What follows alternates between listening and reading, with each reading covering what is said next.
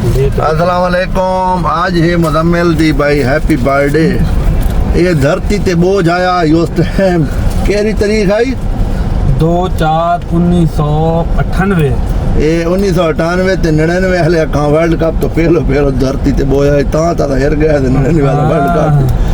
गाल लेने मुजम्मिल खान अल्लाह पाक ते कोई धरती ते घिन आए ते किने महसूस करे ने भाई ने अल्हम्दुलिल्लाह अल्हम्दुलिल्लाह सोने नबी दे शार च वदया रहो कमे दे वदया इस बड़ी खुशकिस्मती है। बिल्कुल मसीह तक कितनी अफ्तारियां की धरती पूरा महीना ओदे मसीह ते अफ्तारी की थी। इथे मस्जिद च अफ्तारी करना बड़ा सवाब दा काम है। जेबे जो पैसे लावना उका सवाब दा काम रोज़ां दे विच मस्जिद च अफ्तारी करो बस। ते जेबे जो अल्लाह बंदा बचत करनी है परदेस ना कटने बदे।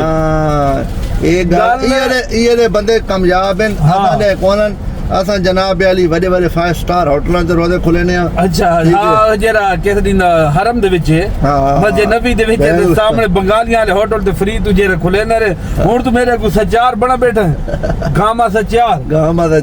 बहरहाल मुजम्मिल खान गल है तेरी तारीफ वीडियो दे बड़े लोग कर चुके हैं।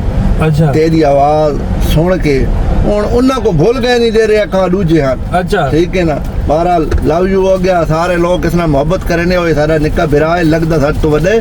ठीक है हां निक्का इस ढेडी में दूध दफा बड़ा ना था ये पाक पे कमाल है।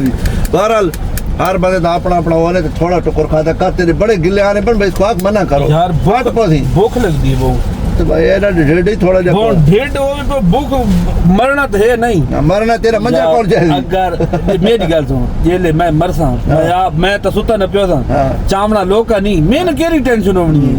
टेंशन ली खेली तेरे कल वेच वो घेन का करें चाह हां मैं करे ना भाई एक बाजू तो तू ही मोटा दीती ना वदो से मैं तला तेरे तले मोटा नहीं था। चलो कोई तो दी जे लगा दी यार। हां ये भोल भाई ठीक है जनाब। खबस